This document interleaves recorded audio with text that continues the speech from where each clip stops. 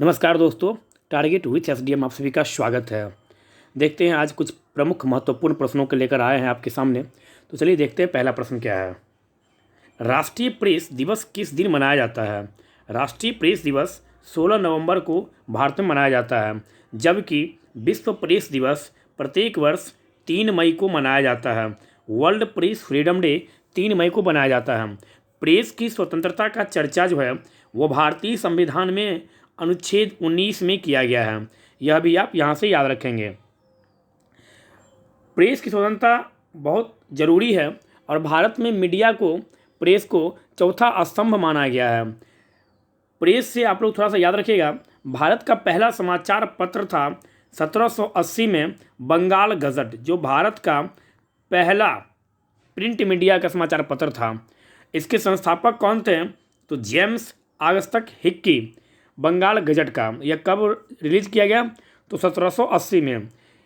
इस पत्रिका को रिलीज करने के कारण जेम्स ऑगस्टस हिक्की को फादर ऑफ इंडिया प्रेस या इंडियन प्रेस कहा जाता है। किसे? तो जेम्स ऑगस्टस हिक्की को। भारत का दूसरा समाचार पत्र है बॉम्बे हेराल्ड, जो 1789 में प्रकाशित किया गया। कौन सा? तो बॉम्बे हेराल्ड। प्रेस की देखरेख के लिए प्रेस काउंसिल ऑफ इंडिया बनाया गया है, जिसकी स्थापना 1966 में की गई। और प्रेस की स्वतंत्रता होनी चाहिए। किसी भी देश में प्रेस पे कोई कंट्रोल नहीं होना चाहिए। कंट्रोल और ना कंट्रोल, कहने का मतलब यहाँ पर यह नहीं कि प्रेस का जो मन हो वह लिख दे। जो सही चीज़ है उसको प्रेस उजागर करे। प्रेस किसी का प्रेस किसी भी पार्टी, किसी भी राजनीतिक दल का चमचागिरी ना करे, बल्कि सत्य बातों को जनता के बीच लेकर आए। और आज प्रेस के होने से, आज प्रिंट मीडिया के होने से, डिजिटल मीडिया के होने से प्रत्येक लोगों को देश विदेश की सारी जानकारी घर बैठे उपलब्ध हो जाती है। तो यह है प्रेस की देन। प्रेस काउंसिल ऑफ इंडिया की स्थापना 1966 में की गई और इसमें कुल 28 सदस्य होते हैं। इसका जो चेयरमैन होता है वह रिटायर्ड जज होता है। सुप्रीम कोर्ट का रिटायर्ड जज इसके अध्यक्ष होते हैं और इनकी अध्यक्षता में कुल 28 सदस्य समिति का गठन किया जाता है। प्रेस काउंसिल ऑफ इंडिया के अध्यक्ष वर्तमान में कौन है? जब भी आपसे कोई पूछे तो आप बताइएगा चंद्रमौली कुमार प्रसाद जो हैं वो प्रेस ट्रस्ट ऑफ इंडिया के अध्यक्ष हैं। कौन? तो चंद्रमौली कुमार प्रसाद। ये कब से हैं? तो ये 2015 से इस पद पर काबिज हैं और यह इनका दूसरा कार्यकाल है। 1881 में बाल गंगाधर तिलक के द्वारा केसरी नामक पत्रिका भी जारी किया गया था। थोड़ा सा यह भी आप यहाँ से प्रेस से याद रख सकते हैं। चलिए चलते हैं दूसरे प्रश्न की ओर। अमेरिका के राष्ट्रपति डोनाल्ड ट्रंप ने चीन की कितनी कंपनियों में अमेरिकी निवेश को प्रतिबंधित करने वाले एक कार्यकारी आदेश पर हस्ताक्षर किया है? तो 31। और अभी हाल ही में अमेरिका में चुनाव भी हुआ है, जिसमें राष्ट्रपति कौन बने 46वें? तो जॉन बाइडन, जो डेमोक्रेटिक पार्टी से हैं। आप यहाँ से यह भी याद रखेगा। और कमला हैरिस, जो वहाँ की उपराष्ट्रपति बनी हैं, मतलब चुनाव में जीत गए हैं। आप यहाँ से यह भी याद रखेंगे। किस संस्था ने भारत में एक वैश्विक पारंपरिक औषधि केंद्र स्थापित करने की घोषणा की है? तो WHO, वर्ल्ड हेल्थ ऑर्गेनाइजेशन, जिसकी स्थापना 7 अप्रैल 1948 को हुआ था। WHO की स्थापना। और प्रत्येक वर्ष 7 अप्रैल को ही विश्व स्वास्थ्य दिवस मनाया जाता है। आप यहाँ से यह भी याद रखेंगे।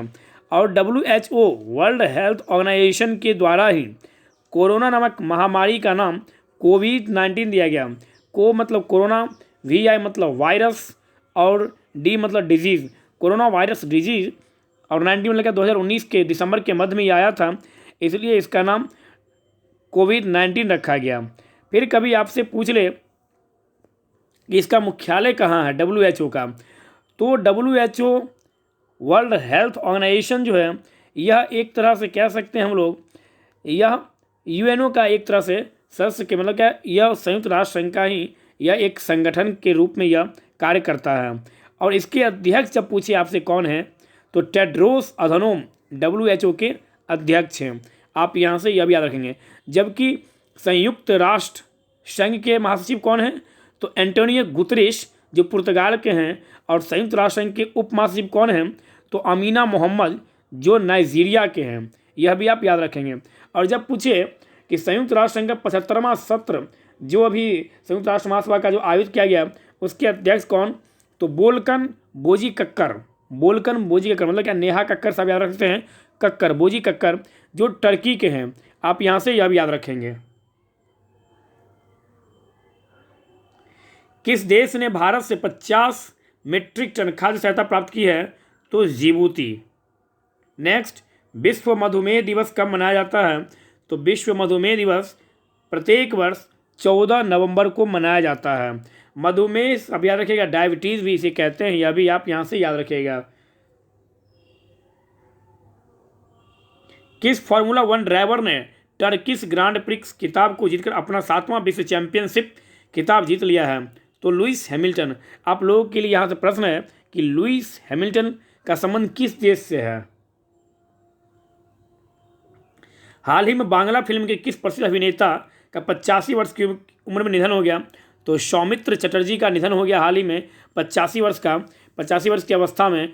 इनका संबंध किस क्षेत्र से, तो यह फिल्म के क्षेत्र मतलब अभिनेता थे। यह किस भाषा के, तो बांग्ला भाषा के। संयुक्त अरब अमीरात यूएई ने विदेशी पेशेवरों के लिए गोल्डन वीज़ा को जारी करने की घोषणा की है, जिसकी अवधि कितनी होगी, तो 10 वर्ष। और इस वर्ष 2020 में यूएई में ही आईपीएल किया गया, मतलब कि आईपीएल हुआ, इंडियन प्रीमियर लीग जो है वह संयुक्त अरब अमीरात में ही इस बार आयोजित हुआ। और मुंबई इंडियंस इसके विजेता रहे, जिसके कप्तान रोहित शर्मा जी हैं। और दिल्ली कैपिटल जो है वह उप विजेता रहा, यह भी आप यहाँ से याद रखेंगे। और मुंबई इंडियंस अब तक कुल 5 बार ट्रॉफी जीत चुका है आईपीएल का। नेक्स्ट, लोसार महोत्सव किस राज्य में मनाया जाता है, तो लोसार महोत्सव हिमाचल प्रदेश में मनाया जाता है। कहाँ मनाया जाता है लोसार महोत्सव, तो लोसार महोत्सव हिमाचल प्रदेश में मनाया जाता है। अब हिमाचल प्रदेश से आप लोग थोड़ा सा हिमाचल प्रदेश से याद रख सकते हैं। यहाँ पे अभी हाल ही में हिमाचल प्रदेश चर्चा में बना रहा, इसलिए नहीं चर्चा में रहा कि वहाँ कोई घटना बचे। चर्चा एक तो कंगना रनावत को लेकर बना रहा, क्योंकि महाराष्ट्र सरकार से उनकी जो नोकझोंक हुई, और कंगना रनावत का जो जन्मस्थली क्षेत्र है वह उनका कहाँ है, तो वह हिमाचल प्रदेश है। तो हिमाचल प्रदेश से थोड़ा सा आप लोग याद रखिएगा। हिमाचल प्रदेश कभी भी पूछ सकता है आपसे कि वहाँ के राज्यपाल कौन हैं, तो बंडारू दत्तात्रेय वहाँ के राज्यपाल हैं, और जयराम ठाकुर वहाँ के चीफ मिनिस्टर हैं। बंडारू दत्तात्रेय कहने का क्या मतलब है कि हिमाचल प्रदेश की राजधानी शिमला और उसकी स्थापना हुई थी हिमाचल प्रदेश की 1971 में। आप यहाँ से यह भी याद रखेंगे। हिमाचल प्रदेश से आप याद रखेंगे शीरो बारा लाचा, शीरो बारा लाचा मतलब क्या, शीप किला दर्रा, रोहतांग दर्रा और बारा लाचा दर्रा। यह तीनों दर्रा कहाँ है, तो यह तीनों दर्रा हिमाचल प्रदेश में है।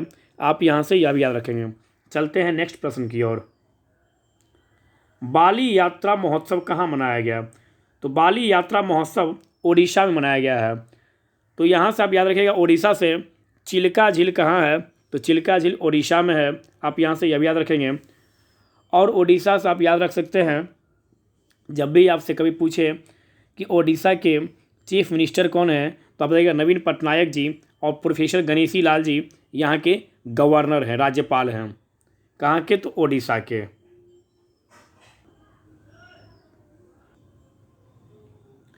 ओडिशा से आप याद रखेंगे हीराकुंड बांध परियोजना जो महानदी पर है, वह भी कहाँ है, जो बहुत ही महत्वपूर्ण है। तो हीराकुंड बांध परियोजना भी ओडिशा में है, जो महानदी पर है। आप यहाँ से यह भी याद रखेंगे। चिल्का अभ्यारण्य और सिमलीपाल अभ्यारण्य जो प्रमुख अभ्यारण्य है, यह भी कहाँ है, तो यह भी ओडिशा में है। चलिए चलते हैं नेक्स्ट प्रश्न की ओर। आदि महोत्सव कहाँ मनाया जाता है, तो आदि महोत्सव जो है यह लेह लद्दाख में मनाया जाता है। नेक्स्ट, बटुकम्मा महोत्सव किस राज्य में मनाया जाता है, कौन सा, तो बटुकम्मा महोत्सव। बटुकम्मा महोत्सव जो है या बतुकम्मा महोत्सव यह तेलंगाना में मनाया जाता है। कहाँ, तो तेलंगाना में। तेलंगाना के राज्यपाल हैं तमिल साई सुंदरराजन, और यहाँ के चीफ मिनिस्टर हैं के चंद्रशेखर राव। तेलंगाना से आप यहाँ से यह याद रख सकते हैं। तेलंगाना से आप याद रखेंगे, तेलंगाना नामक नया राज्य का गठन 2 जून 2014 को किया गया। कब किया गया, तो 2 जून 2014 को इसकी स्थापना की गई। किससे अलग होकर?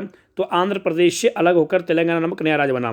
पाखाल वन्यजीव अभ्यारण्य और कावला वन्यजीव अभ्यारण्य, पाखाल और कावला यह दोनों वन्यजीव अभ्यारण्य कहाँ है? तो यह दोनों वन्यजीव अभ्यारण्य तेलंगाना में है। आप यहाँ से यह भी याद रखेंगे। नेक्स्ट,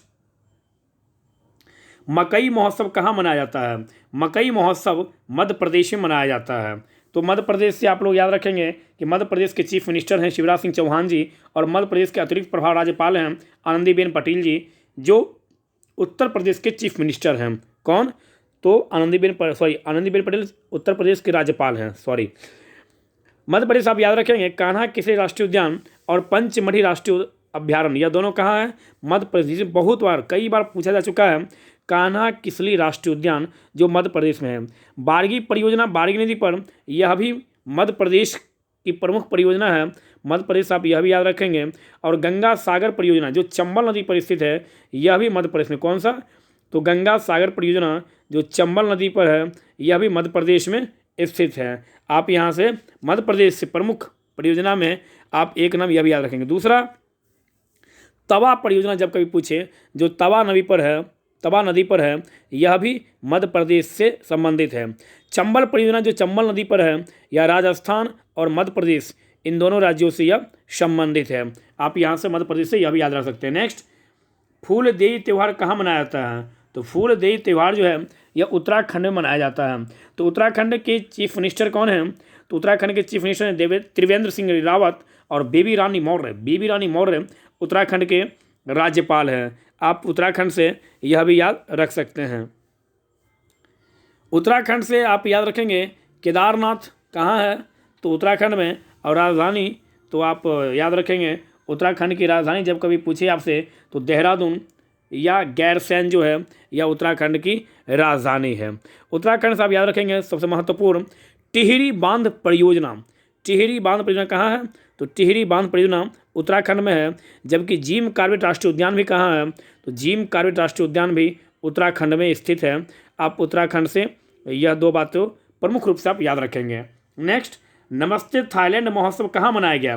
नमस्ते थाईलैंड महोत्सव नई दिल्ली मनाया गया है। नई दिल्ली के राज्यपाल उपराज्यपाल अनिल बैजल जी, और नई दिल्ली के चीफ मिनिस्टर हैं अरविंद केजरीवाल जी, जो आम आदमी पार्टी के पार्टी के नेता हैं। यह भी आप यहाँ से याद रखेंगे।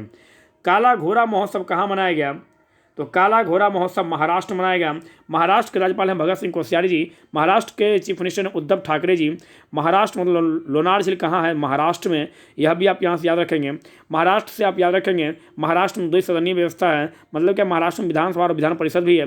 महाराष्ट्र में लोकसभा सीट 48, लोकसभा सीटों की संख्या कितनी महाराष्ट्र में? 48। आप महाराष्ट्र से यह भी याद रखेंगे। महाराष्ट्र राज्य की स्थापना 1 मई 1960 को हुआ था। महाराष्ट्र से आप यहाँ से याद रखें। महाराष्ट्र से आप याद रखेंगे पेंच राष्ट्रीय उद्यान, बोरीवली राष्ट्रीय उद्यान, तंसा अभ्यारण्य, यह तीनों अभ्यारण्य कहाँ हैं? तो यह तीनों प्रमुख रूप से यह तीनों महाराष्ट्र का अभ्यारण्य है। जायकाबाड़ी परियोजना जो गोदावरी नदी पर है, महाराष्ट्र की प्रमुख परियोजनाओं में से एक है। जायकाबाड़ी परियोजना जो गोदावरी नदी पर स्थित है, वह भी कहाँ है? वह भी महाराष्ट्र में। नेक्स्ट, चापचर कूट महोत्सव कहाँ मनाया जाता है? चापचर कूट महोत्सव मिजोरम मनाया जाता है। कहाँ मनाया जाता है? तो मिजोरम में मनाया जाता है। आप यहाँ से यह भी याद रखें। मिजोरम के राज्यपाल हैं PS श्रीधर पिल्लई, और यहाँ के चीफ मिनिस्टर हैं जोरमथंगा। कहाँ के? मिजोरम के। मिजोरम से आप याद रखेंगे, जो कभी पूछे आपसे कि मिजोरम राज्य की स्थापना कब हुई, तो मिजोरम की स्थापना हुई 1987 में। मिजोरम से आप प्रमुख रूप से आप इस बात को याद रखेंगे। क्या? तो मिजोरम की स्थापना कब हुई? तो मिजोरम की स्थापना हुई 1987 में। डम्फा अभ्यारण्य कहाँ है? तो डम्फा अभ्यारण्य प्रमुख रूप से आप याद रखेंगे मिजोरम का है, जो सबसे महत्वपूर्ण है मिजोरम के लिए, डम्फा अभ्यारण्य। नेक्स्ट, हॉर्नबिल पर्व कहाँ मनाया जाता है? तो हॉर्नबिल पर्व नागालैंड और त्रिपुरा दोनों राज्यों में मनाया जाता है। आप यहाँ से यह भी याद रखेंगे। चलते हैं नेक्स्ट, भारत की कुछ प्रमुख समितियों के बारे में हम लोग देखते हैं कि किस समिति की सिफारिश पर क्या किया गया। के संतानम समिति CBI की स्थापना, CBI की स्थापना किसके सिफारिश पर किया गया? तो के संतानम कमेटी की सिफारिश पर। SP तलवार समिति किसके लिए रिकमेंडेशन किया? तो कमजोर सार्वजनिक क्षेत्र के बैंक के पुनर्गठन के लिए SP तलवार समिति का। सीधा यहाँ से प्रश्न पूछा जाता है कि के संतानम समिति की सिफारिश पर किसके स्थापना किया? CBI की स्थापना किस समिति की सिफारिश पर किया गया? तो प्रश्न वह इस तरह से वह पूछ सकता है। नेक्स्ट, सुरेश तेंदुलकर समिति का संबंध किससे? गरीबी रेखा को पुनर्भाषित करना और उसकी गणना का सूत्र करना या निर्धारण करना किसके द्वारा? तो सुरेश तेंदुलकर समिति के सिफारिश पर किया गया। सप्तऋषि समिति जुलाई 2002 में से गठन किया गया। घरेलू चाय उद्योग का विकास के लिए इस समिति का गठन किया गया। शाह समिति गैर बैंकिंग वित्तीय कंपनियों से संबंधित सुधार के लिए शाह समिति का गठन किया गया। शिवरामन समिति 1979 में नाबार्ड की स्थापना, बहुत मोस्ट इंपोर्टेंट, नाबार्ड की स्थापना किस समिति की सिफारिश पर किया गया? तो नाबार्ड की स्थापना शिवरामन समिति की सिफारिश पर किया गया। एस.एन. वर्मा समिति 1999 वाणिज्यिक बैंकों का पुनर्गठन के लिए इस समिति का गठन किया गया। स्वामीनाथन, अति महत्वपूर्ण, स्वामीनाथन कमेटी 2004 किसानों के सामने आने वाली समस्याओं का पता लगाने के लिए स्वामीनाथन समिति का गठन किया गया। सुखमय चक्रवर्ती समिति 1982 भारतीय मौद्रिक प्रणाली के कामकाज का आकलन करने के लिए, भारतीय मौद्रिक प्रणाली के कामकाज का आकलन करने के लिए निम्नलिखित में से किस समिति का गठन किया गया था? तो आप याद रखोगे सुखमय चक्रवर्ती समिति का संबंध इससे है। नेक्स्ट, टंडन समिति बैंकों द्वारा कार्यशील पूंजी वित्त पोषण की प्रणाली की देखभाल के लिए टंडन समिति का गठन किया गया था। तो आज हम लोग कुछ महत्वपूर्ण प्रश्नों का देखने का प्रयास किए।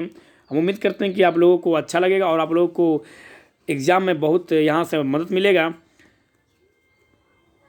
और इन प्रश्नों को देखने के साथ साथ आप प्रयास कीजिए कि आप मेरे आंसर देने से पहले आप इसका आंसर, मतलब कि आंसर देखने से पहले आप इसका आंसर दें और देखिए कि आपके अंतरात्मा से, मतलब कि आपके खुद मन से कितना प्रश्न सॉल्व हो रहा है, यह आपको खुद जांच करना है।